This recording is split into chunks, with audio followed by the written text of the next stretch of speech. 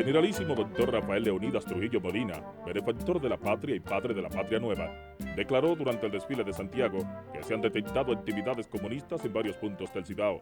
Al concluir el apoteótico desfile que le ofrendó la sociedad santiaguesa en muestra de inquebrantable lealtad, el ilustre jefe mencionó entre los comunistas que se dedican a actividades clandestinas en la región cibaeña a las familias Mirabal y González en Conuco, Salcedo.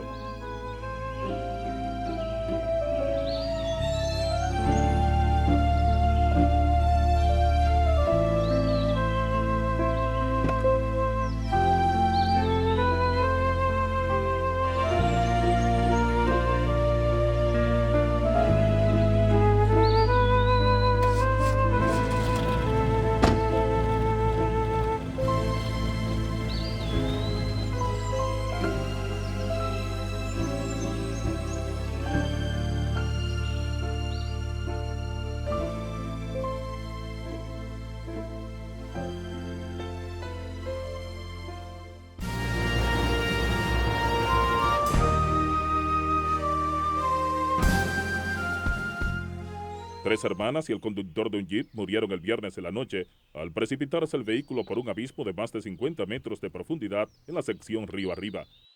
El accidente en que murieron el chofer Rufino de la Cruz y las hermanas Patria Mirabal de González, Minerva Mirabal de Tavares y María Teresa Mirabal de Guzmán se presume que ocurrió cuando Cruz perdió el control del vehículo.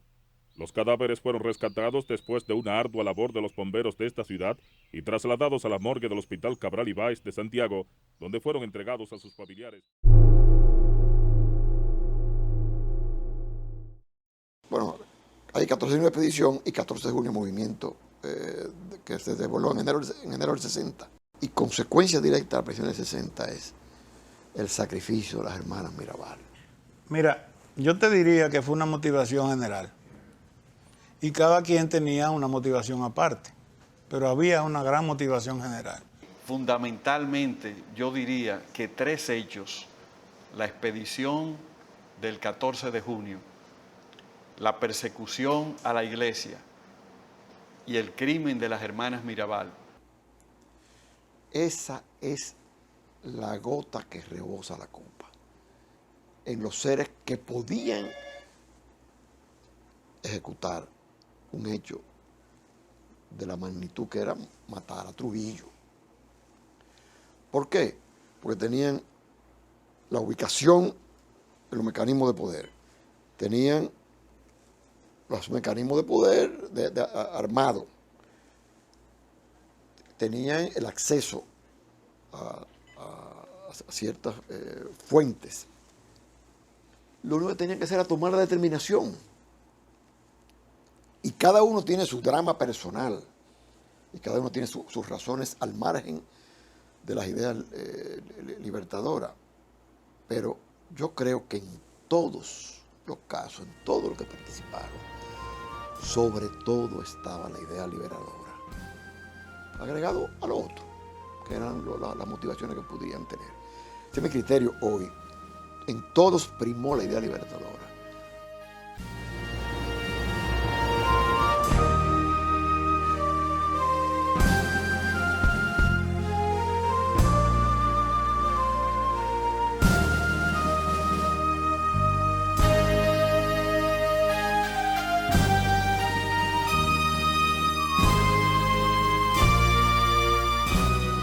Y recuerdo que llegó a casa ya en el 14 y tiró el kepi hacia un sofá. Digo, general, ¿qué pasa? Y me dijo así, de aquí a ahí: si este hombre cree que yo lo voy a apoyar matando mujeres, está muy equivocado. Y yo que se miré afuera a ver si había alguien más oyendo algo. Por eso no es una casualidad que sea la mujer de Pupo Román que llame a Chana Díaz para decirle que mataron a la Mirabal. No es un plan conspirativo, sino un plan de darle una noticia estremecedora. Pupo Román era mi compadre.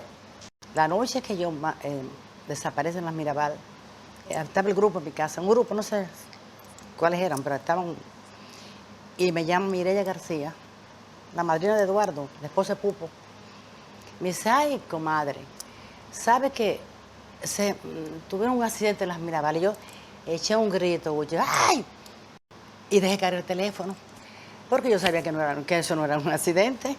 Y estaban ellos ahí. Yo le dije, ¿qué pasó? Esto.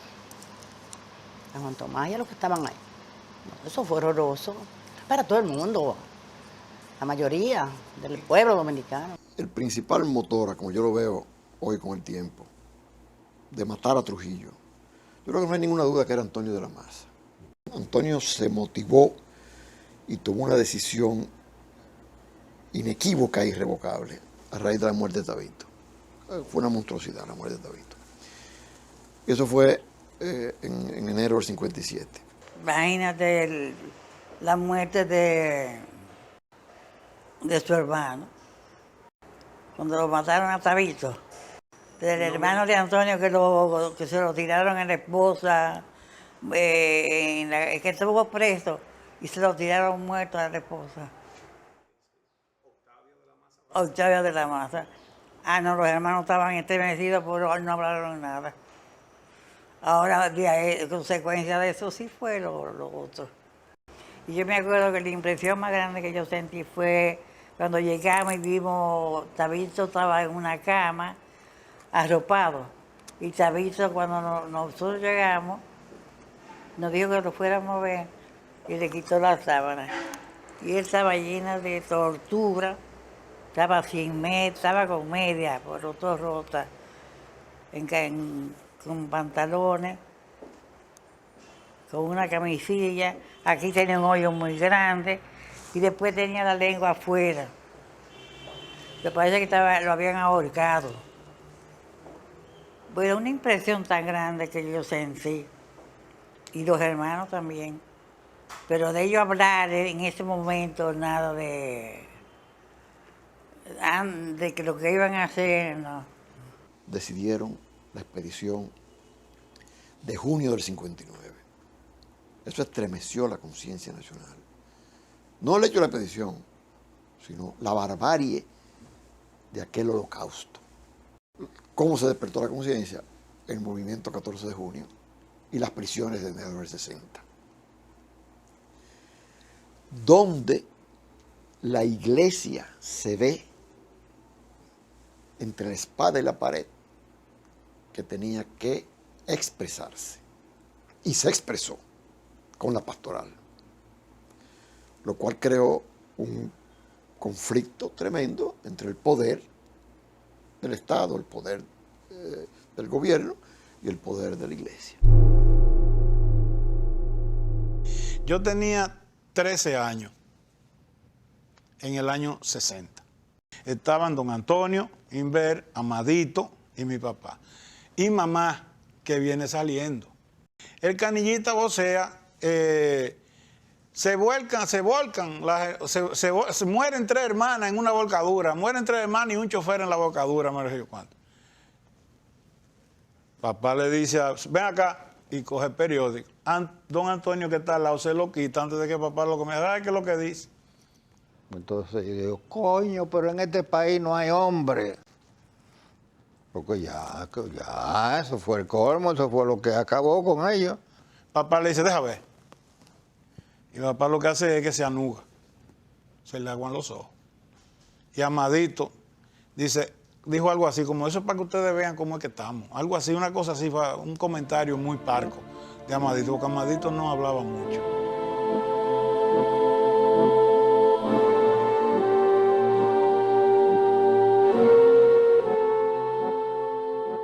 Eso fue como si le pusieran una inyección de veneno a estas 3 gentes.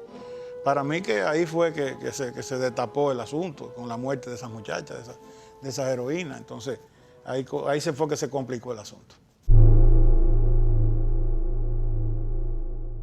Durante los años 50, los Estados Unidos apoyaron mucho al régimen de Trujillo porque era parte de su lucha anticomunista y Trujillo se jactaba de ser un gran líder anticomunista, aunque para él comunistas eran todos los que se le oponían. Pero el 1 de enero de 1959, Fidel Castro entra victorioso a La Habana. El 14 de junio hay aquí una invasión de héroes dominicanos que se internan a las montañas y establecen brevemente una guerrilla, aunque pronto después fueron acabados. Se forma una conspiración interna que es la del 14 de junio, A principios de enero meten preso a varios cientos de jóvenes dominicanos y lo torturan, y la iglesia sale con su célebre pastoral. Es en ese momento, en enero de 1960, cuando en una reunión del Consejo de Seguridad del gobierno norteamericano, en esa reunión Eisenhower decide que como Trujillo puede, así como el sucesor de Batista fue Fidel Castro, podía haber un sucesor de Trujillo parecido a Fidel Castro.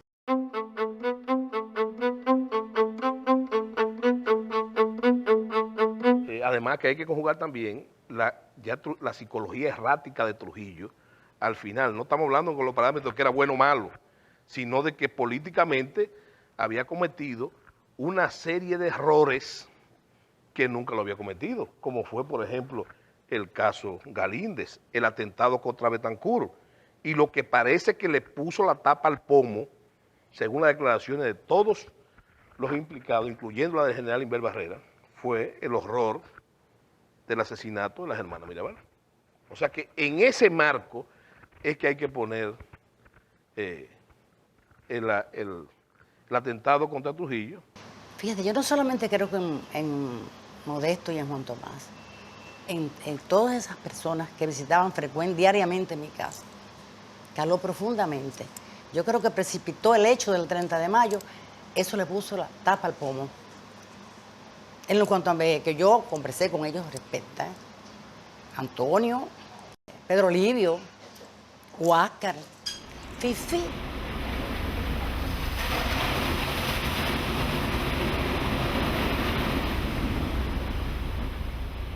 Papá era un individuo sumamente católico, católico práctico, con una hermana, quizá la hermana que yo digo siempre que es la hermana que él más quería, que era Sor Paulina, monja, y a ella le metieron un foro a la iglesia, ¿verdad? Y un foro a papá. Ahí es que él le dice, al otro día, él está sentado en la cama y ve y dice, vieja, pero tú viste esto. Este va a ser la última vez que este bandido pone un hombre serio en el foro.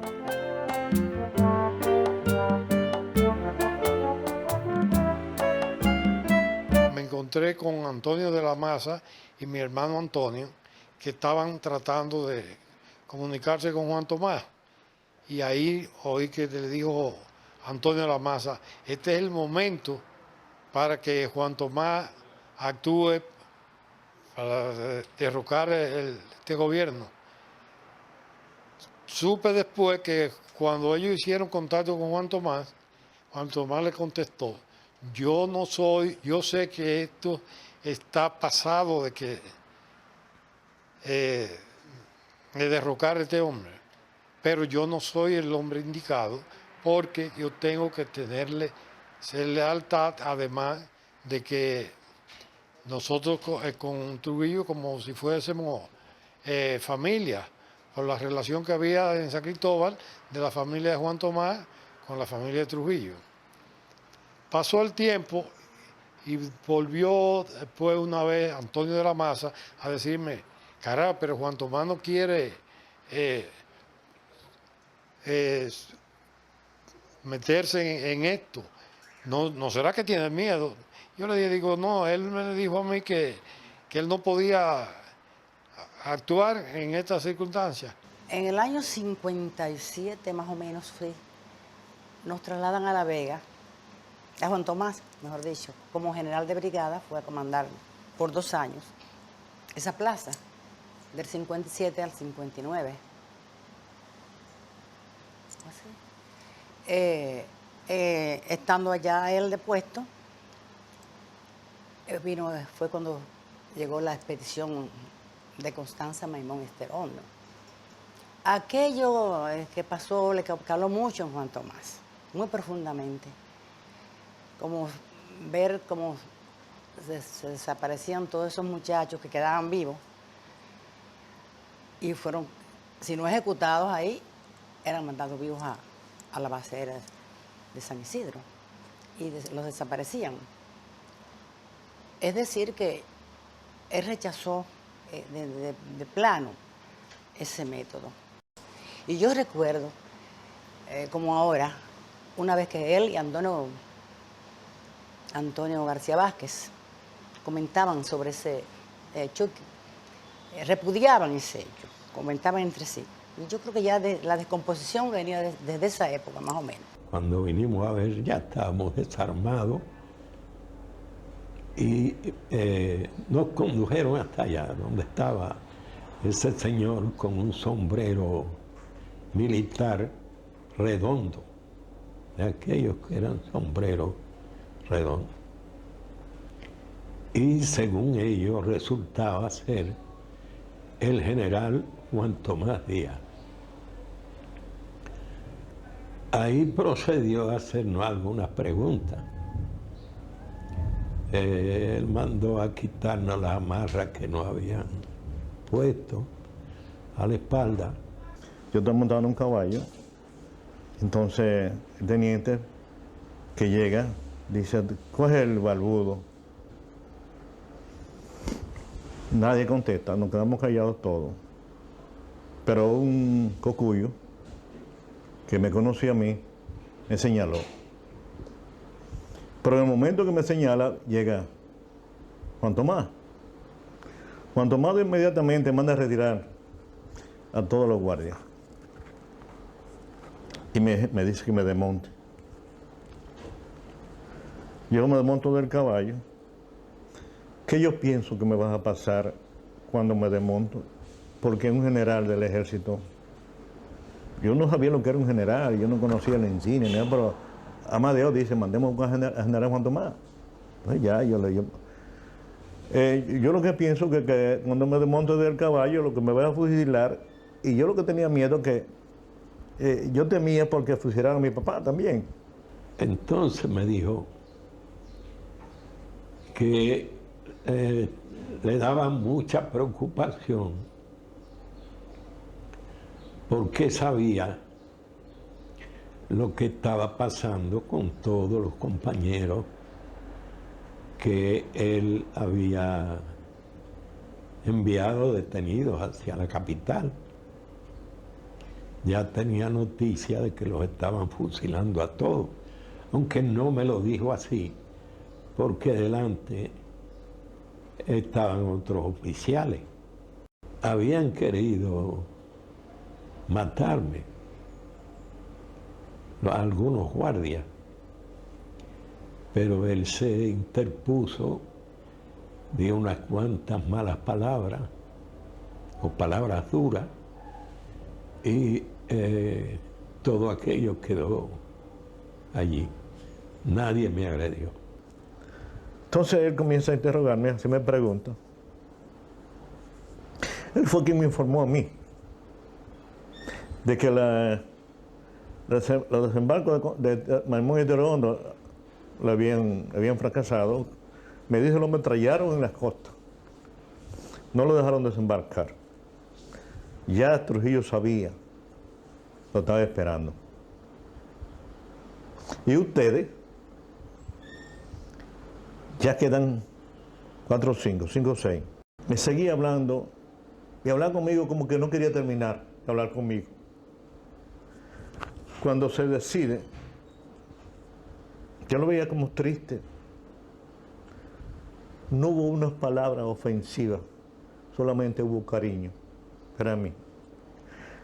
Pero él lo relevaron, eso yo no sé, se decía, han dicho, no sé si es cierto, a mí me han dicho, como que él se había portado un poco flojo, no sé. Y comandó como por 3 días, estuvo en Constanza. Y después lo relevaron, de lo que yo me alegré muchísimo. Casi inmediatamente, mi tía se asila en el 23, creo, de febrero del año 60. Y a Juan Tomás lo jubilan inmediatamente. Él lo mandan a Modesto, mi padre, y a él, que vaya a la embajada a tratar de sacarlos a ellos. Y ella no los recibió, no quiso verlos. Ellos estaban completamente en contra del régimen, su hijo y ella. Creo que Nabú pertenecía al 14 de junio. Ellos iban frecuentemente a La Vega, mi tía iba. Y le hablaba a Juan Tomás de la situación. a fines del mes de diciembre de 1959, ya Juan Tomás estaba accediendo a participar. Y más o menos para el fines de 1960, ya estaba todo el mundo, estaba Juan Tomás comprometido con la trama.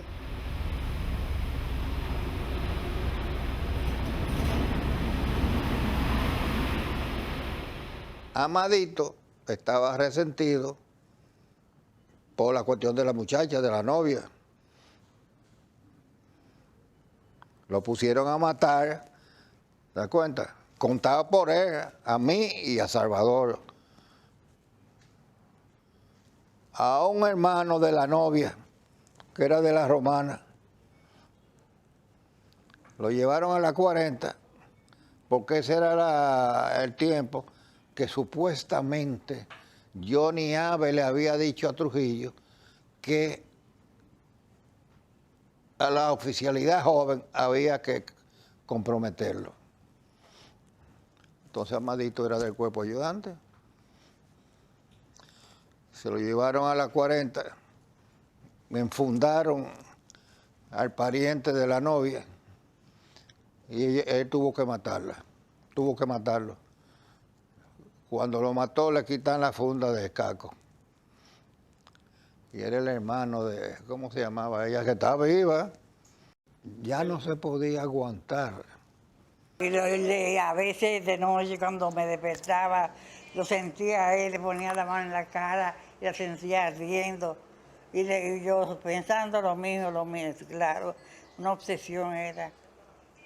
Él sentía ardiendo a Antonio.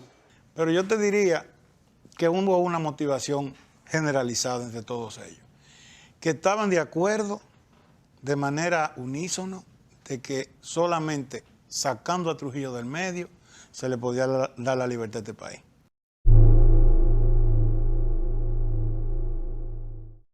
El que tenía la idea primaria era Antonio de la Maza, y el que se le llama el grupo de Moca. Él con sus hermanos y otras personas de Moca, Tunti, su sobrino, que era como su hijo, y los García Vázquez, que uno de ellos estaba casado con una hija de Juan Tomás, inician el contacto con Juan Tomás en la época posterior a la expedición de junio. Y ahí empiezan a contemplarse y elaborarse ciertos planes. Bueno, por otro lado, habían hablado Salvador con Antonio Inver, que eran íntimos amigos, y con Amadito, que era más que amigo de Salvador porque era primo de su mujer, de Urania. También de efectuar el acto. Pero en el caso de Salvador eran ellos tres nada más. Los días tenían una conspiración, fruto también de acontecimientos familiares, porque se había ido Gracita Díaz por la embajada de Brasil. En ese entorno estaba Huáscar, que era muy de los días. Y Huáscar atrajo a Roberto Pastoriza. Y Pedro Livio era también muy de los días. Después que Antonio de la Maza, en un momento, un viaje de regreso de Moca hacia la capital, se encontró con Salvador Estrella. Ahí hablando, dice Salvador, según supe, Antonio, carajo, ¿y cuándo que vamos a salir de eso? Entonces Antonio le dijo, ¿y tú tienes eso? Dijo, sí. Dice, nosotros tenemos un grupo que estamos, ni dormimos pensando cuándo que se puede acabar con este hombre, porque ahora hasta la iglesia. Y ahí se inicia la integración de los tres grupos, porque ya Antonio y Juan Tomás habían hablado mucho, pero no tenían, le faltaban unos detalles que se consiguen como tú teniendo en el otro grupo, que eran tres, un teniente del cuerpo ayudante. Y toda la consigna, Trujillo era un hombre de costumbre, toda la consigna de que bajaba uniformado, que se iba en el carrito Chevrolet, que el teniente Amado García lo sabía, porque él estaba ahí en el cuerpo ayudante de la estancia Radamés. Entonces, ahí es donde empieza a articularse el complot. El único que tenía contacto con el otro grupo era Antonio de la Maza. El único. Yo no lo conocía ni antes ni después. Nunca lo conocí. Ni a Juan Tomás, ni a Modesto, a ninguno. No, nunca en la vida, a ninguno. Ni a Pupo Román, ni a ninguno. Ni a Luis Amiama.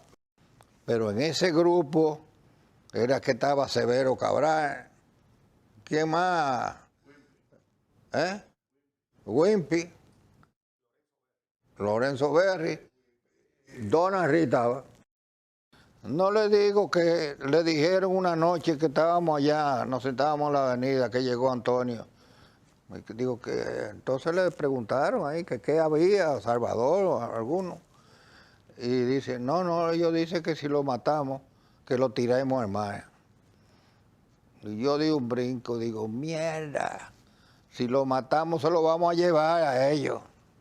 Y que ya lo que estaba pasando en la República Dominicana, con intervenciones, con invasiones, con la juventud presa, la iglesia en contra, lo correcto era tratar de que el régimen de Trujillo cayera más rápido para que no hubiera un periodo de mucha violencia interna que pudiera generar una situación como la de Fidel Castro en Cuba.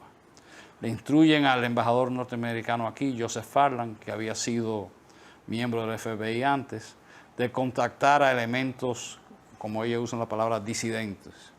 Farland tenía su contacto esencialmente con gente de la alta sociedad dominicana y con norteamericanos residentes aquí. Y es con ellos que Farland hace esos primeros contactos, diciéndole que los Estados Unidos puede prometerle apoyo. Esos núcleos, a su vez, contactan lo que ya estaban complotando para matar a Trujillo, que eran básicamente dos grupos, el de Antonio Inver por un lado, y el grupo de los cibaeños, que era Antonio de la Maza y otros. La promesa de los Estados Unidos es suplirle armas.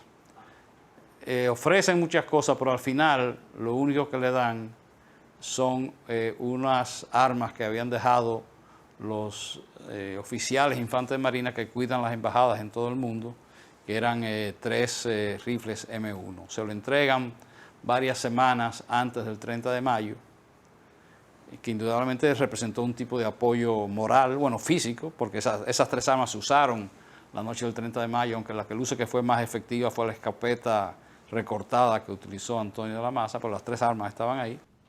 Yo no te puedo decir, porque yo sé que Amadito tenía un M1. Yo tenía una pistola 45 que era mía, que me la dio Antonio de la Maza. Antonio de la Maza tenía sus armas de él.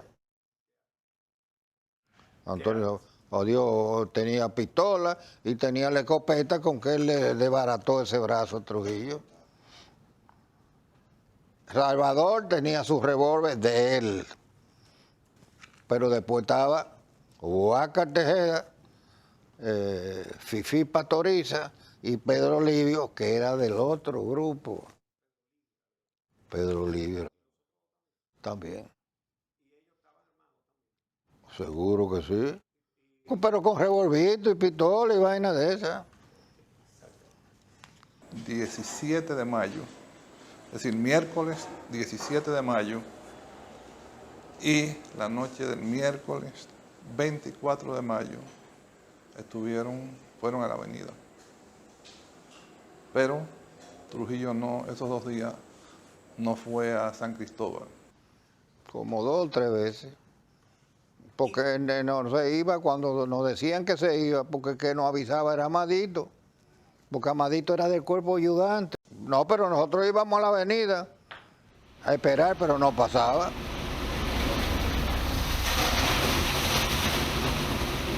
El día de Trujillo comenzó, como todos los días, aproximadamente a las 5 de la mañana, o a las 5 menos 10, a las 4:50, y él comenzaba a recibir los informes por teléfono de lo que había pasado en el país, los informes de sus haciendas. A las 10 se produjo un altercado si podemos llamarlo así, con el secretario de Estado de las Fuerzas Armadas, a la sazón, el general Pupo Román, casado con una de sus sobrinas, llenó de improperio al secretario de las Fuerzas Armadas, a Pupo Román. Amadito bajó a casa Urania, su prima, y dijo que esa noche él se iba, porque él preparaba toda su vaina para irse para San Cristóbal. Él juntaba nada más con Zacarías, que era el chofer, pero él se uniformaba. Y como Amadito era del cuerpo ayudante, él estaba franco esa noche. Amadito estaba franco. Y bajó allá en Caseluichi a decir, el hombre se va esta noche. Entonces le dijo al general Jorge Moreno que mandara a buscar el carrito. El carrito es el carro Bel Air ese, que hemos azul claro, que es el que utilizaba para ir a la finca y hacer cosas privadas y personales. Mandó a cambiar el chofer, que era el que usaba de forma para sus asuntos particulares, que era Zacarías. Zacarías era chofer, que él le tenía mucha confianza, porque había sido, valga la redundancia, el chofer de doña Bienvenido Ricardo. Ya desde las 6:30 o las 7, el grupo de acción estaba en el malecón.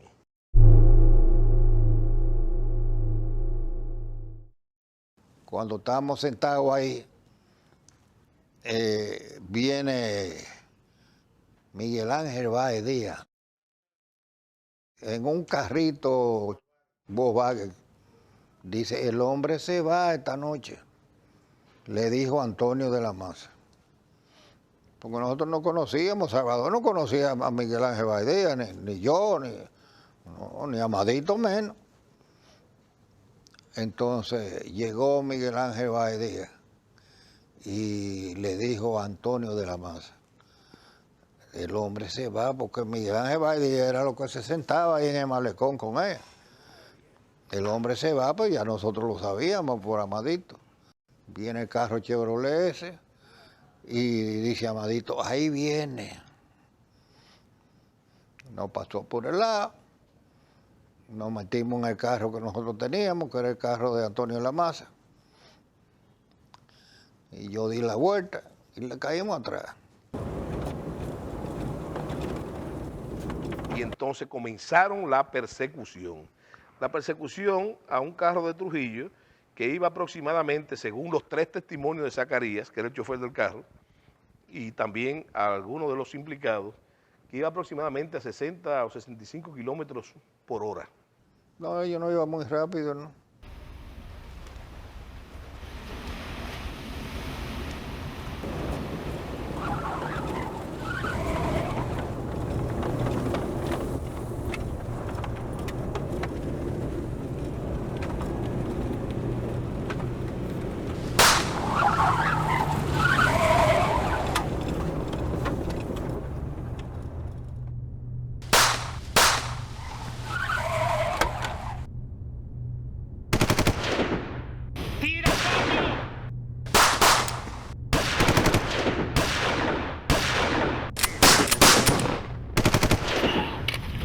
tirando al monte!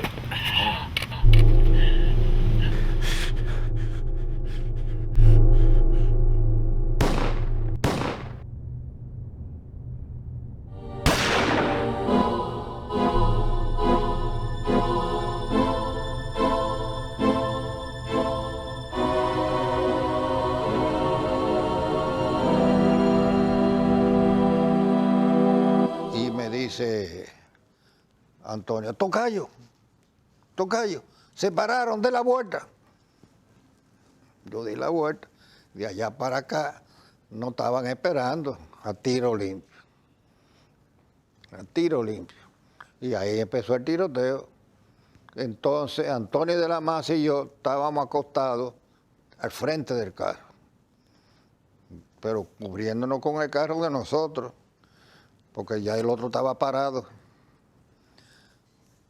Y dice Antonio, tocayo, hubo un momento que se paró la pelea, ¿no?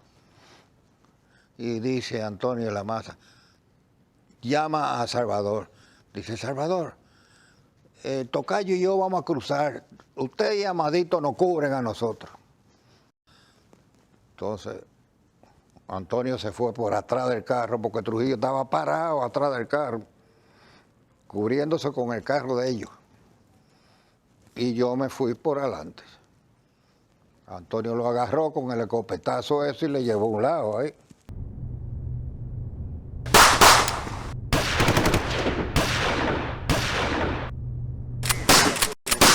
Entonces, Trujillo caminó hacia adelante del carro porque dejaron las luces prendidas. Y Antonio me voció, Tocayo, ahí va. Ya él venía quejándose. Ay, ay, ay, ay, ay. Y me salió adelante a mí, que yo era que estaba cubriendo adelante del carro de ellos, porque Antonio lo había agarrado atrás. Y ahí le disparé también. Pero ya estaba, él venía muerto ya. Cayó ahí sentado con la cabeza para San Cristóbal. Zacarías entonces trancó el carro atacante. El carro atacante lo evadió y trató de rebasarlo por la derecha. Y ahí se hicieron disparos los ocupantes del carro atacante que estaban del otro lado. E inclusive son los únicos disparos que están de ese lado. Cuando llega el carro con Fifí, Pedro Livio y Huáscar, ya Trujillo estaba muerto. Pedro Livio se tiró del carro. Dieron la vuelta, porque ellos estaban adelante. Y Pedro Livio abrió la puerta del carro y se tiró. Ahí Salvador le tiró. Te digo que fue Salvador porque a mí me dijo Abel González que el plomazo que tenía Salvador, digo, escúchame, Pedro Livio, era de un calibre 38 y el revólver de Salvador era 38. Porque nosotros no sabemos quién era que había llegado y ve este carro que se da la vuelta y se para atrás del carro de Trujillo. Entonces Salvador, que estaba cubriéndonos a nosotros, le disparó, lo confundió. Trujillo tenía un balazo en el mentón, 2 balazos precordiales a nivel del corazón.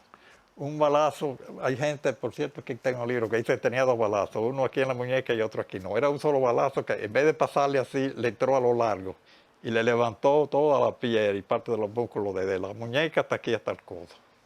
Tenía otro en fosa ilíaca izquierda. Y si tenía 1, 2, 3, 4, 5 disparos. No tenía más nada. Que hay mucha gente que habla de que tenía golpe, que tenía esto, no tenía más nada. Fue un balín de escopeta. Yo creo que ese fue el primer disparo que se produce cuando Zacarías le dice a Trujillo que alguien lo está siguiendo. La reacción natural de Trujillo es, un carro que tenía cortina, es voltear la cara para ver quién lo está siguiendo. Es un reflejo que le podía pasar a cualquiera. Yo creo que ahí se produjo el primer disparo y ese disparo hiere a Trujillo, no en la espalda como se ha dicho, sino en el mentón. La prótesis dental aparece dentro del carro, quiere decir que no hay duda que fue dentro del carro.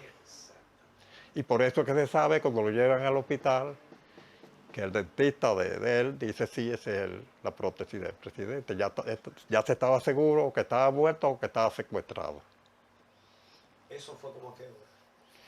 Eso debió ser tal vez a las 12. En el momento que llega, Zacarías nos dijo que él siempre que cogía esta carretera de noche pensaba que algún día le iba a pasar eso. Y él iba pensando siempre lo que iba a hacer si le sucedía. Y que al oír los primeros tiros, él trató de virar el carro para devolverse. Pero que al comenzar a hacer el giro, oye que Trujillo está abriendo la puerta y que si sigue el giro, tira a Trujillo afuera del carro y que por esto se para. Se ha hecho leyenda con eso que Trujillo dijo, párate, vamos a pelear. Trujillo dijo lo que diría tú o lo que diría cualquiera. Párate que estoy herido. En ese momento no nos dijo eso. Todo lo que nos dijo fue eso. Que él al comenzar el giro sintió que Trujillo abría la puerta sin decirle nada y que pensó que si seguía el giro para devolverse, lo iba a tirar afuera. Los que estábamos ahí vimos esas declaraciones después. Pensamos o en eso o que Zacarías, que era un fiel admirador de Trujillo, quiso decir algo en bien de él. Es lo que siempre nosotros hemos pensado, porque la primera noche él no nos dijo nada de eso. Pero al día siguiente sí lo dijo.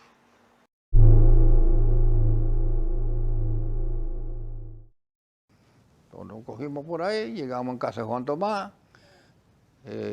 no había nadie ahí. Más o menos calculo yo que eran las 10 menos cuarto, cuando llega Huáscar Tejeda en el carro, con otros, eran 3 más.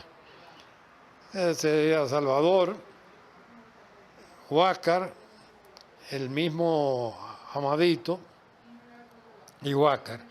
Y le hace seña a Chana, le dice, cuando se desmonta abre la puerta y así Chana en la galería le dice, listo el hombre, pero hay 5 de los nuestros heridos. Y ahí mismo se fue para curar. Como 10 minutos después de eso, llega el carro de Antonio, manejado por Antonio de la Maza, ya con lo que era de pedir era humo, porque ya el radiador se le estaba seco, y entonces cuando se paran ahí antes de la marquesina, entrando por la Moisés García, ahí Antonio, yo lo recibo, Antonio manejando, Antonio del Inver del lado derecho y Pedro Livio acostado en el sillón detrás. Antonio de la Maza me dice, ¿y Juan Tomás? Digo, no está. Antonio Inver dice, ¿que no está aquí Juan Tomás? Digo, no, no está. Anda con los Modestos, me parece que están detrás de Pupo. La segunda parte del plan, el compromiso de Pupo Román con Luis Amiama fundamentalmente, y la vez que se vio también con Juan Tomás, era que había que llevarle a Trujillo muerto. Y el primer teniente tenía 20 años de edad en ese momento. Desconocía en ese momento, esa noche, lo que estaba sucediendo. Dicen que para allá se acercó, vio el tiroteo y la cosa y se devolvió. Estando sentado en la avenida, yo creo que, no recuerdo si eran las 10 de la noche, por ahí más o menos. Yo recuerdo que pasó Arturo Espaillat, el general Arturo Espaillat, pasó en su carro, que tiene un carro igual al mío, pero al rato pasó Arturo a todo lo que da en ese carro. Cuando llega el general Espaillat, Espaillalito, la Yelé, le decíamos nosotros. Entonces me llega en el carro tocando bocina. Papá estaba durmiendo. Se despierta y por uno de los balcones de la casa ve Espaillat. El padre dijo, están ametrallando el carro del jefe. Papá comienza a cambiarse y dice, no te vayas, espérate para que me lleves al sitio. Y le dije, por ahí, después de la feria ganadera. Y se va. Dicen que Espaillat de ahí fue donde Negro. Negro Trujillo se entera antes que Juan Tomás Díaz y que Luis Amiama y que Modesto Díaz, que Trujillo está muerto. Para mí ese es el factor fundamental de que la segunda parte no caminara.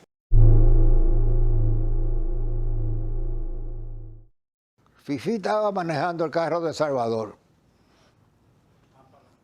Más para adelante. En una curvita, por si se nos iba a nosotros, que ellos lo agarraran más adelante. Pero, no sé, ellos llegaron, porque tienen su valor, porque oyeron los disparos y llegaron. Pero ¿qué pasa? Que el carro de Salvador que lo manejaba Fifi, parece que se asustó, nervioso, y no prendió el carro. Entonces tuve yo una discusión ahí en la casa de Juan Tomás, porque Salvador quería ir a buscar el carro. Digo, coño, pero tú estás loco. ¿Cómo tú vas a coger ahora para allá a buscar y que tu carro? Cuando están donde Durán Barrera, Amadito le dice a mamá y a doña Guachi, váyanse seguido y saquen los niños de la casa, porque el carro de Salvador se quedó en la avenida. Entonces cuando me piden que buscara un médico para que atendiera a Pedro Livio, yo le digo, ¿a quién busco? Y salgo cuando al pasar por la calle Bolívar, frente a donde vive Vélez Santana, digo, este es el hombre. Vengo de una misión y no te quiero engañar. Quiero que tú vayas a ver a un herido porque se acaba de matar a Trujillo y está en el patio de Juan Tomás. Cuando llegamos ahí, entonces nos recibe Antonio de la Maza y le dice, ¿este es el médico? Y sí, dice, pero primero ve a Pedro Livio a ver lo que y le dice Vélez Santana. Después que vea, dice, bueno, a este hombre hay que operarlo, habría que llevarle a una clínica. Y fui entonces a la clínica internacional, me desmonto, Vélez Santana dice que no se iba a desmontar, yo subo, me encuentro con José Joaquín Puello. La herida entró en ese plano, por eso es que la herida atraviesa el abdomen y es por lo que nosotros en la cirugía, el doctor Damirón encuentra unas 10 perforaciones en el intestino delgado y unas 3 perforaciones en el intestino grueso. Además, la bala había salido por la región renal del lado izquierdo, y el riñón izquierdo, aunque el doctor Damirón no se lo sacó, pero el riñón izquierdo sí estaba maltratado. No habrían pasado quizás una hora y 15 cuando sentimos un gran alboroto en la clínica y una de las enfermeras nos fue a comunicar que la clínica estaba siendo rodeada por la guardia. Efectivamente, interrumpieron inmediatamente toda la gente del servicio secreto, del SIN de aquella época. En ese momento vimos a Johnny Ave García, vimos a Manota, uno que había estado de La Rosa, unos oficiales del Servicio de Inteligencia Militar que habían estado de alguna manera involucrados en el asesinato de las hermanas Mirabal. Bueno, Johnny Ave se acerca a la sala de operaciones y entonces se abre la puerta, el doctor Damirón está operando y él le dice al doctor Damirón, lo mejor es que ese hombre salga vivo de ahí, como una amenaza, ¿no? Y el doctor Damirón le contesta, sálgase de aquí, que esto es un templo, la sala de operaciones es un templo. A Johnny Aves, al jefe del Servicio de Inteligencia Militar, al hombre que todo el mundo consideraba como el terror de esta nación. Me retiré con Vélez Santana. Cuando llegaba a la casa de Juan Tomás, ahí Antonio Lamas se dice, doctor, mire a ver, y abre el baúl del carro, cuando levanta la tapa, ahí nos presenta a Trujillo en el baúl, con la cabeza hacia el lado derecho, mirando hacia afuera. Entonces le dice, doctor, mira a ver si este perro está bien muerto. Entonces, cuando lo ve Vélez Santana, le dice, sí, está muerto. Y dice, no, yo sabía que ese perro no ladra más, porque ese tiro se lo dio. Y le hace así, con ese dedo, que se le fue, cuando los quitó, estaba lleno de sangre del cadáver de Trujillo. Cerró, en eso llegaba Juan Tomás, y le dice Antonio, Juan Tomás, ven para que lo vea. Y Juan Tomás no quiso verlo. Dijo, no, yo no lo voy a ver. Cerró de nuevo el baúl. Al cerrar la puerta del garaje, yo le digo, Antonio, allí no se veía bien el cadáver. Vamos para que tú me lo enseñes. Y me dijo, no, eso tú lo vas a ver cuando lo estemos guindando en el Parque Colón, para que todo el mundo lo vea. Pero ya Juan Tomás lo sabía porque ya Huáscar había ido. Yo no encuentro a Juan Tomás de Marianela, yo no lo veo. Yo lo veo luego que él viene de regreso a donde Pupo, con Luis Amiama, y no encuentran a Pupo. En eso llegó también Salvador y Amadito García Guerrero, apoyándose en el fusil M1 que se le habían dado. Yo no conocía a Amadito, cuando lo vi que Oí que dijo él. ¿Y las otras gente dónde están? Dice, bueno, no aparece nadie. Dice, bueno, si esto fracasa, yo me jodí. Porque con esta herida yo no voy a poder volver a mi cuartel. Así es que ya yo soy un hombre perdido. Entonces Salvador, al saber que yo estaba herido y que cosa también Amadito en una pierna, dije, no, pero lo que aparece el otro grupo, ustedes que va llegando un médico, ahí fue que me dijeron, ¿usted tiene algún médico amigo? Digo, sí, mi primo, el doctor Durán Barrera, que vivía en la Cayetano, ¿no era? Tú sabes que la noche que fueron donde Durán Barrera, don Antonio, papá y Amadito, que se quedaron ahí, hay otra parte que mamá me la contaba a mí, junto con en la misma. Cuando mi papá estaba sentado en un baño, porque era en el baño, un baño romano, fumándose un cigarrillo. Baños romanos eran los bañitos que hacían antes.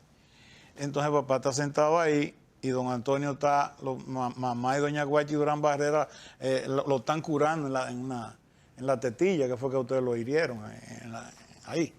Y Amadito está acostado porque lo hirieron en un tobillo, abajo, y un rasguño en una mano.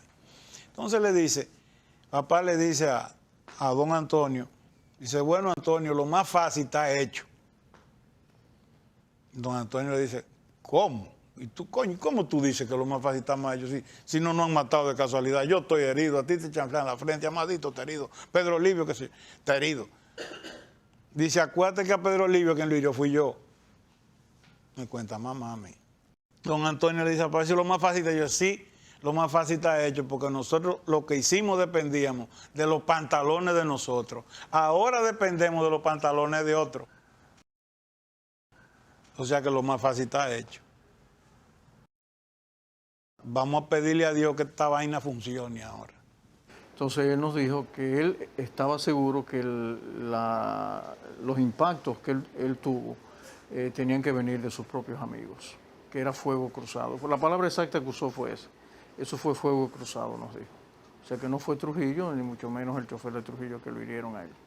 Ahí nos dejaron hasta que supuestamente la segunda etapa comenzara. Nos hartamos de esperar. Regresa Manuel Durán en su carro y nos dice, eso está lleno de guardia y policía. Y me dice, Amadito, nos jodimos.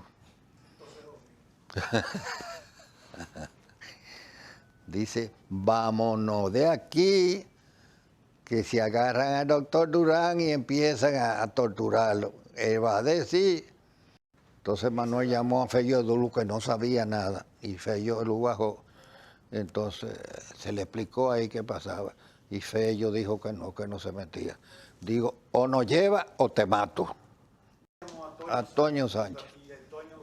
Lo fue a buscar y lo llevaron a, ¿cómo se llamaba eso? Alma Rosa. Ahí comienza el interrogatorio de Pedro Livio. Permiten la entrada de una persona, que no sé por qué me toca a mí ser el primero que entro al interrogatorio, y ahí empiezan la golpiza a Pedro Livio, acabado de operar. Le golpean la herida, le dicen que le enseñaban las ampollitas de morfina, que si no hablaba no le iban a poner la morfina para el dolor. La herida para una operación de esa naturaleza iba desde el esternón hasta el pubis, o sea, una herida en el abdomen completo. El doctor Damirón abrió completo, ¿no?, para poder localizar todas las heridas de él. Él no habla nada, no dice nada, no se queja durante el interrogatorio. Ellos salen y entonces en la sala de la segunda planta golpean a la esposa de Pedro Livio, que tenía 8 meses y medio de embarazo. Y en un momento determinado le dan una bofetada tan grande, Uchi, que doña Olga se cae al suelo, o sea, embarazada con 8 meses. A las 2 de la mañana llegan, ya casi se iban, parece, me han dicho. Y vieron algo, un hilito de sangre, tengo entendido, algo, creo que, y se devolvieron. El segundo interrogatorio viene unos 20 minutos después, que fue el interrogatorio todavía mucho más fuerte, porque ahí ya era cerca de la medianoche, o había pasado la medianoche. Ahí ellos ya sí le hacen preguntas directas a Pedro Livio y le dicen, andaba contigo de la Maza, andaba contigo Juan Tomás Díaz. Se empezaron a decir nombres. Pedro Livio se incorpora y en lo que a nosotros nos pareció como un momento de debilidad de él se incorpora y le dice lo siguiente, no había hablado hasta ese momento, le dice, yo les voy a decir con quién yo andaba. Y ahí es que dice una de las frases que a mí como persona más me ha impresionado toda mi vida. Dice, miren coño, lo matamos como un perro y yo solamente quisiera volver a vivir y que él reviviera para volverlo a matar. Y se cayó. Y no dijo más nada, ni esa noche, ni al día siguiente, ni los 4 días subsiguientes. Ustedes pueden decir que ustedes estuvieron ahí, pero Livio Cedeño ni delató ni traicionó a sus compañeros. O sea, todos esos 5 días que él pasó ahí, ese señor no habló.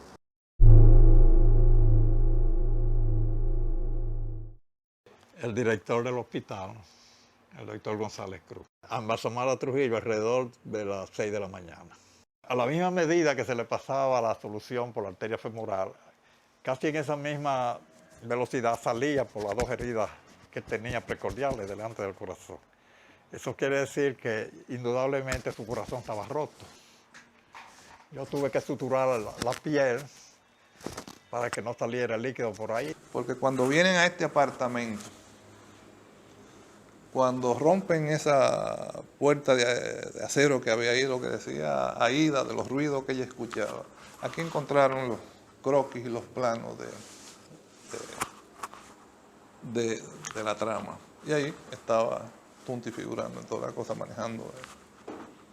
Parece que estaban los nombres. Por eso viene la persecución de Tunti de una vez. Yo sí fui a recibir a Ramfi Trujillo al aeropuerto. En ese momento, cuando él se puso el uniforme y salió y pasaba por al lado de mí, claro que sin ninguna intención, porque en ese momento, pero iba conversando con Sánchez Rubirosa, un pirulo. Y le dije, yo no voy a cometer el error que cometió papá, de estar perdonando a sus enemigos. Aquí se va todo el mundo, hasta los mamandos se van. La tardecita, al atardecer de ese mismo día, del 31 de mayo, cuando ya llega una patrulla buscando a Luis Manuel Cáceres. Mi padre, que se llamaba igual que Tunti, dice, yo soy Luis Manuel Cáceres. Tunti estaba ahí, al lado mío, escondido en un closet. Y mi padre le dice, yo soy Luis Manuel Cáceres, para tratar de que esta gente se lo llevaran a él. Y alguien dijo, pero yo creo que es una persona más joven. Y dice, no, yo soy Luis Manuel Cáceres, y se llevaron a mi papá. Al día siguiente, es decir, el día primero, pues me llevaron a mí. Tabaré se paró y entró a la oficina y se sentó conmigo en la oficina de Andrés Freite. Y ahí entonces Andrés le dijo a Tabaré que si estaba dispuesto a esconder en la casa a uno de los hombres del 30 de mayo.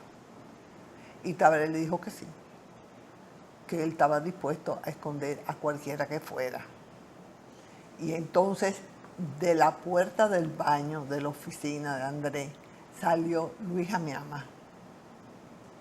Eso fue por la mañana, como a las 11, a las 12 del día.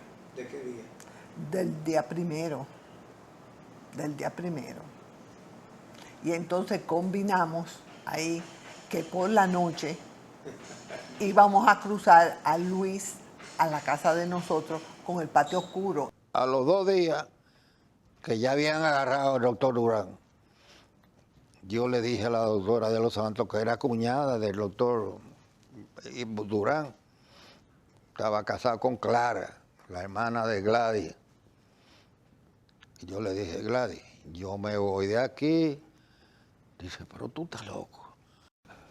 Me buscó un sombrero y unos espejuelos. Digo, óyete una cosa. ¿Tú te acuerdas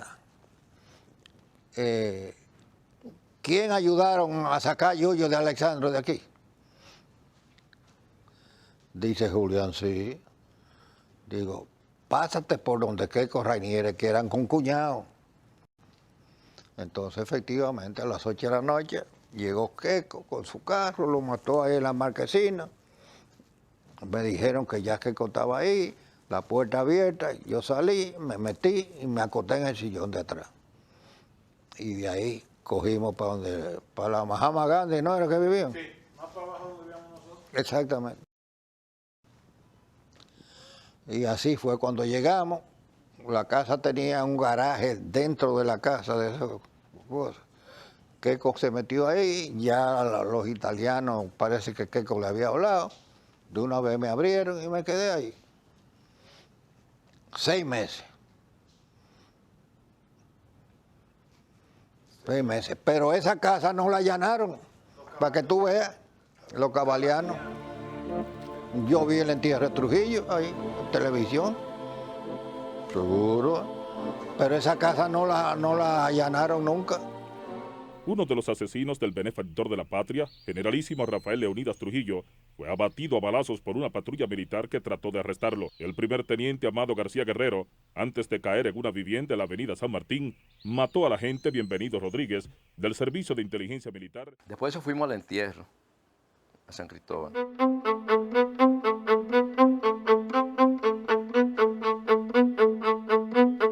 Al salir, sí, en vez de irse en su carro, se fue en el carro con Negro Trujillo. Negro lo llamó.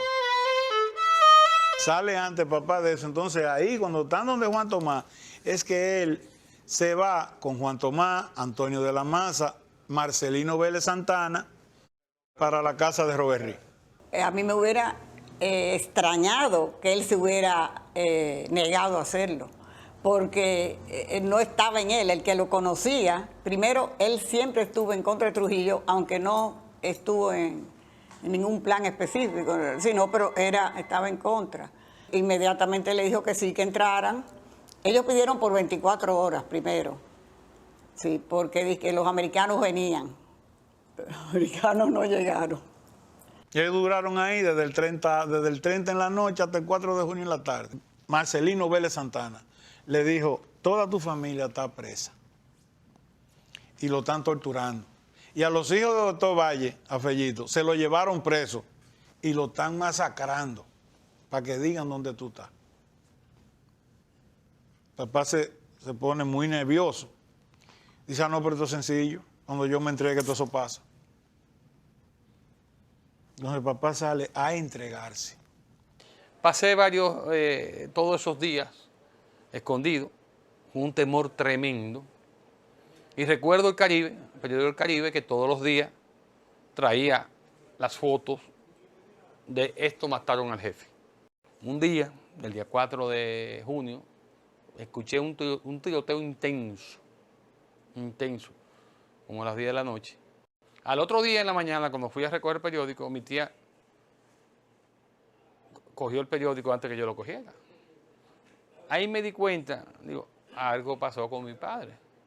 Y efectivamente, en ese periódico, que después, un mes más tarde, un mes y medio más tarde, vi, estaba el cadáver tanto de tío Antonio como de mi papá en primera plana. Después de ahí fue meses 3 meses sin ver a mi mamá, ella presa. Fue a las 9 de la noche y a las 2 que van a sacar, porque era psicológica la cosa. Y entonces ellos diciendo, ese tiroteo fue grande, pero Juan Tomás no tiene nada, Juan Tomás tiene una cosita. Eso fue un tiroteo grande.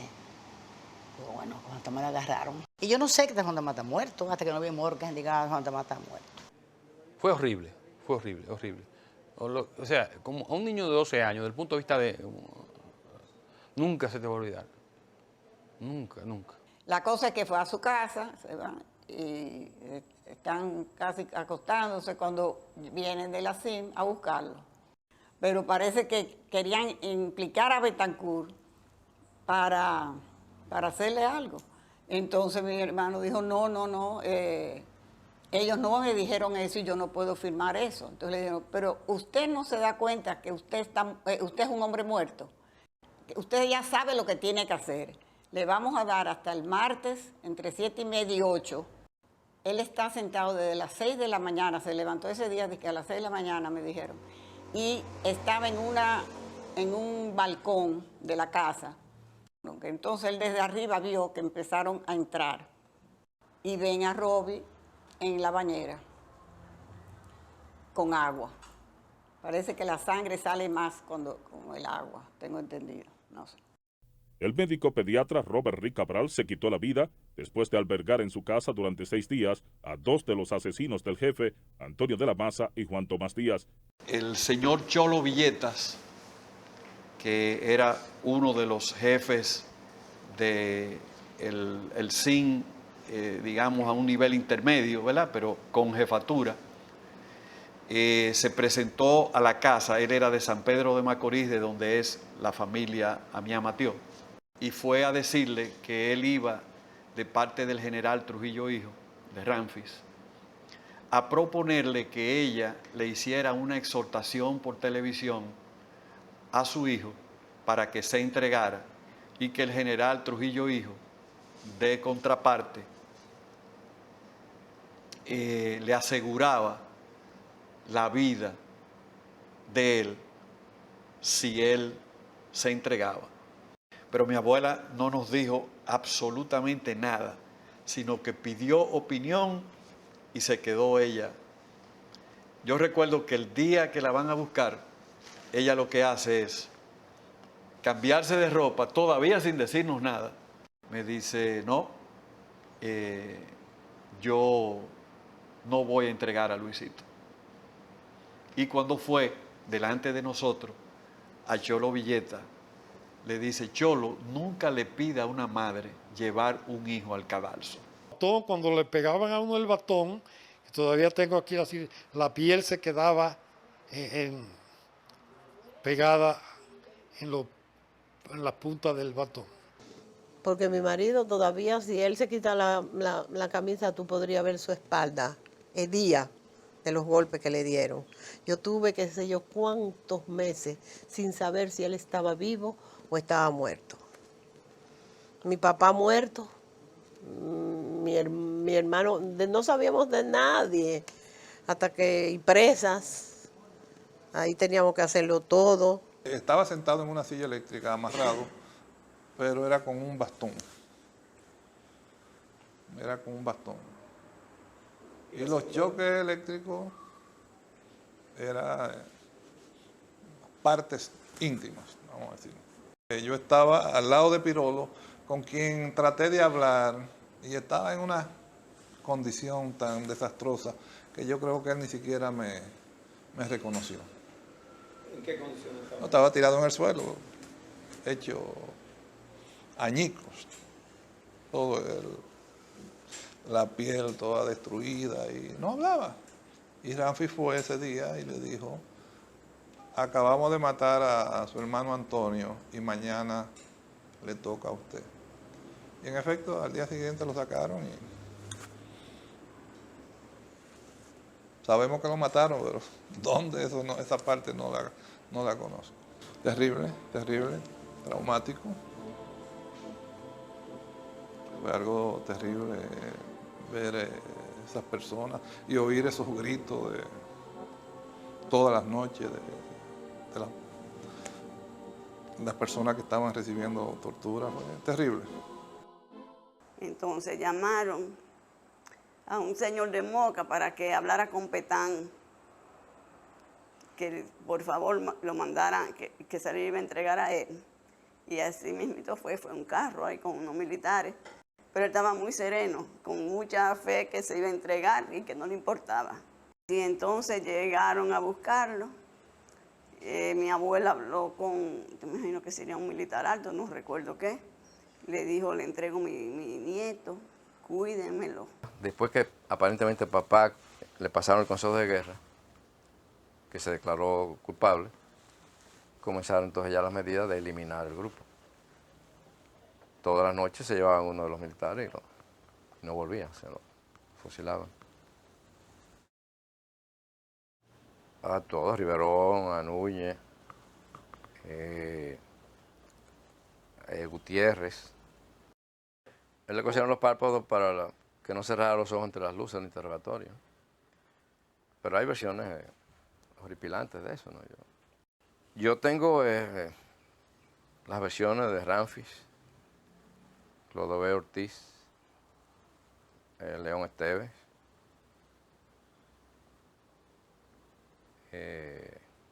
Balcácer, está Víctor Balcácer. León Esteves está vivo, Pechito. El 5 de junio, recuerdo que era el cumpleaños de Ramfi Trujillo. Le avisaron a papá, coronel Trujillo, Nene Trujillo, que el general Trujillo Viejo, Ramfi, tenía una junta en San Isidro y quería que él estuviera presente. Cuñado, hermano de mamá, mellizo de mamá. Fue la última vez que yo vi a papá vivo, o sea.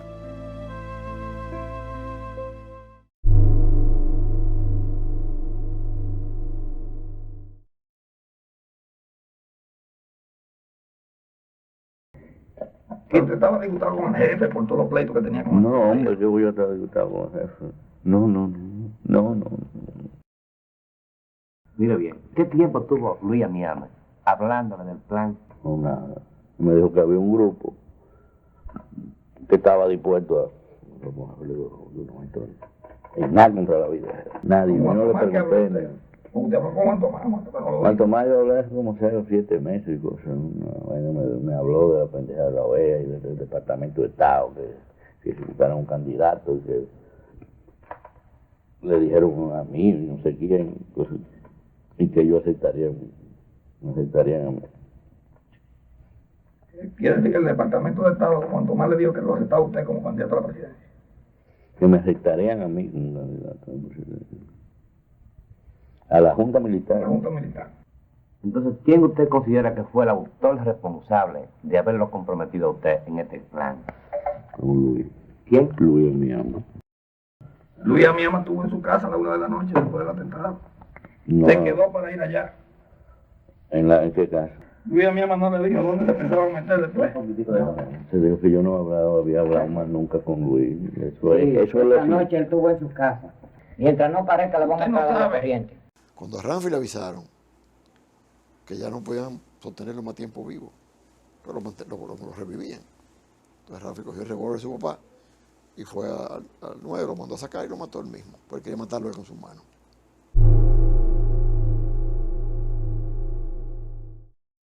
En la avenida habían 7 nada más. Antonio Inver estaba escondido. Quedaban 6. Nada más habían matado a 2 el 18 de noviembre del 61. Había 4 vivos, de los de la avenida. O sea, el 18 de noviembre, de los 7 había 4 en la cárcel, 1 escondido y 2 que los habían matado en la calle. Entonces esos 4 lo tenían, que llamaban la celda de los cimarrones. Pero Modesto y Tunti estaban en la celda con los presos, pero el 16 sacan a Tunti y a Modesto de la cárcel de los Mansos y lo meten con los 4 cimarrones, con los 4 de la avenida. Fue muy emotivo cuando ellos lo sacaron, porque se despidieron de los compañeros que dejaban ahí, pues sabían hacia dónde iban. Fue tarde en la noche. Entonces ellos 3, Tunti Sánchez, Marco Jorge y Pino Vino, van y sacan a Modesto Díaz y a Tunti Cáceres de la celda donde estaban y los ponen en la celda con los 4 de la avenida. Ahí es cuando Tunti le escribe el papelito. Al otro día consiguió un papelito y le manda el papelito a Luis Manuel Cáceres, el hermano de mi padre, que es el que da la voz de alarma de la posibilidad de que los maten.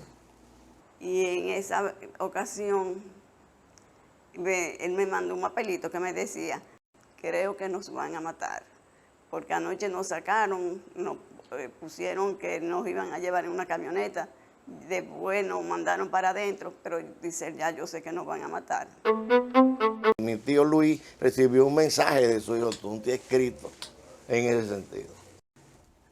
Y efectivamente, unos 15 o 20 minutos después de eso me llamó Felipe Osvaldo Perdomo y me dijo, bueno, el doctor Balaguer quiere recibirlo en media hora. Le digo, estaremos allá. Efectivamente, nos fuimos a verlo, nos fuimos a ver a Balaguer, el licenciado Antinome Fiallo, el agrimensor Severo Cabral, el arquitecto Manuel Vaquero, el doctor Jordi Brosa y yo. Me acerqué a él y le expresé, doctor, en mi casa dejé a mi tío Luis Manuel Vaquero, a Luis Manuel Cáceres, a quien usted conoce muy bien. Dejé también a la esposa de Roberto Pastoriza, a la esposa de Huáscar Tejeda, a la esposa de Pedro Livio Cedeño, a la esposa de Salvador Estrella, y que había un plan para asesinarlos esta misma noche, antes de que Ramfi se fuera. ¿Y usted le dijo quién era el que iba a hacer ese...? No, yo le dije que era Ramfi. Yo le dije que era Ramfi, que Ramfi tenía la intención de asesinarlos a todos. Eso se lo dije yo. Entonces Balaguer me miró, se puso la mano arriba y me dijo, Cáceres, yo no creo que los Trujillo hagan esa monstruosidad. Entonces yo le dije, usted lo conoce mejor que yo. Eso fue por la mañana y yo creo que a los ceros del 30 de mayo los asesinaron ya en la tarde del 18.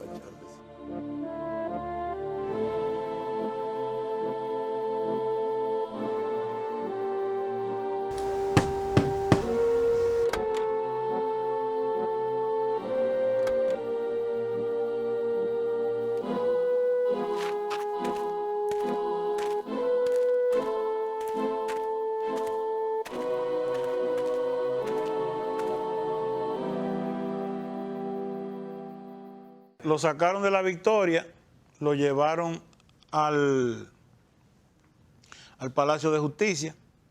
Del Palacio de Justicia lo llevaron a la avenida, donde mataron a Trujillo. Entonces de ahí salen directo. En vez de llevarlo para la Victoria, se lo llevan para Hacienda María. Allá lo estaba esperando Ramfi con el grupo de asesinos y de bandidos que andan ahí. Que ahí anda todavía León Esteves, ahí andan, todo eso, una pandilla de criminales que andan ahí. Ahí habían varios militares.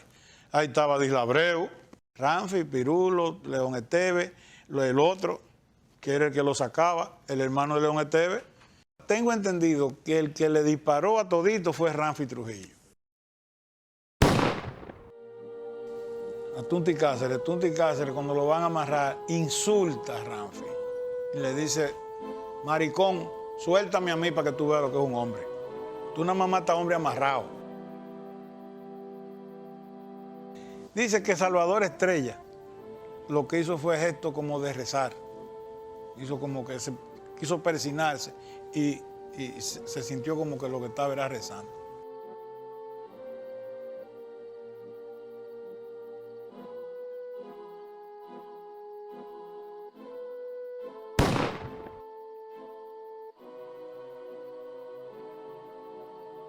Que al ver a todos sus compañeros muertos, don Modesto dice, esto es un crimen, pero que viva la República Dominicana.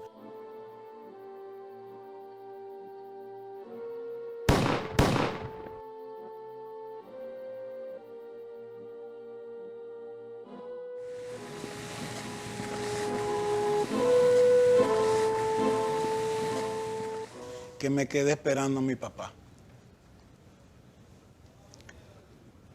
Cuando yo vi que todos los que quedaban vivos salieron de la Victoria, yo me quedé esperando. Y yo no me canso de pensar en mi marido, porque ahora me acuerdo, tengo una fotografía, yo lo quería demasiado. O nosotros no queríamos demasiado. ¿Fue en vano? No, no fue en vano. La prueba es que estamos hablando aquí. Por lo menos tenemos el derecho hoy a hablar. Espero que podamos seguirlo teniendo por mucho tiempo. Que aunque pasó eso, sí valió la pena. Pues sí valió la pena. Aunque todos se murieran, para mí. Y mira que yo perdí gente, muchos.